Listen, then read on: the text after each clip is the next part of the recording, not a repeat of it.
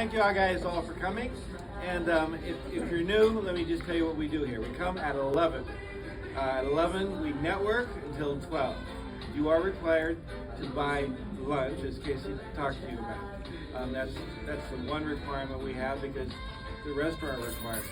And we hear from them if someone didn't, I mean, they literally, you've seen it, pull us aside and say, that guy over there at that table didn't order. Okay? And so, if you're not hungry, do what I've done when I'm not hungry and just get it to go. Okay? But you got to order something. So, then we network from 11 to 12, and we want you all to come.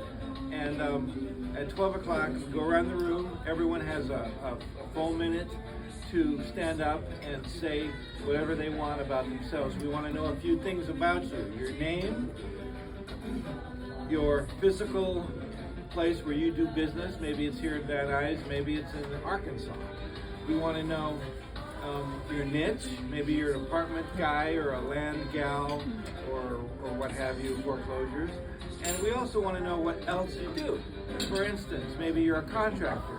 Maybe you're a investment specialist. Maybe you're a signing agent, whatever. We want you to do business with this group.